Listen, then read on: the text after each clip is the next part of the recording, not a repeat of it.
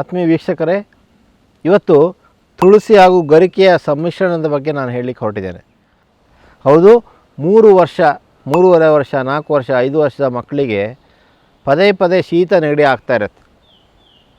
ಅನೇಕ ತಾಯಂದಿರು ಕೇಳ್ತಾ ಇರ್ತಾರೆ ಅದಕ್ಕೆ ಏನು ಮಾಡಬೇಕು ಅಂತ. ಇವತ್ತಿನ ಸಂಚಿಕೆಯಲ್ಲಿ ಪದೇ ಪದೇ ಶೀತ ನೆಗಡಿ, ಕೆಮ್ಮು, ದಮ್ಮು, ಅಲರ್ಜಿ ಆಗ್ತಾ ಇರುವಂತಹ ಮಕ್ಕಳಿಗೆ ಈ ಒಂದು ಗರಿಕೆ ಹಾಗೂ ತುಳಸಿಯ ಸಮ್ಮಿಶ್ರಣವನ್ನು ಹೇಗೆ ಉಪಯೋಗಿಸಬೇಕು ಅಂತ ಹೇಳ್ಕೊಡ್ತೇನೆ. ಸಮ ಪ್ರಮಾಣದಲ್ಲಿ ತುಳಸಿ ಹಾಗೂ ಗರಿಕೆಯನ್ನು ತೆಗೆದುಕೊಂಡು ಅದನ್ನು ಜಜ್ಜಿ ಒಂದು ಬಟ್ಟೆಯಲ್ಲಿಟ್ಟು ಅದರ ರಸವನ್ನು ತೆಗಿಬೇಕು. ಅದರ ರಸವನ್ನು ತೆಗಿತೀರಾ, ಆ ರಸವನ್ನು ಕಿರು ಬೆರಳಿನಲ್ಲಿ, ತಾಯಿ ಕಿರು ಬೆರಳಿನಲ್ಲಿ ತೆಗೆದುಕೊಂಡು ಮಗುವಿನ ಮೂಗಿಗೆ ಬಿಡಬೇಕು. ಪದೇ ಪದೇ ಶೀತ, ನೆಗಡಿ, ಅಲರ್ಜಿ, ದಮ್ಮು, ಕೆಮ್ಮು ಆಗ್ತಾಯಿದ್ದರೆ ಜಸ್ಟ್ 1 ಡ್ರಾಪ್ ತುಂಬ ಹೆಲ್ಪ್ ಆಗುತ್ತೆ. ಇದನ್ನು ಬೆಳಗ್ಗೆ ಹಾಗೂ ಸಾಯಂಕಾಲ 2 ಸಲ ಬಿಡ್ಬೋದು.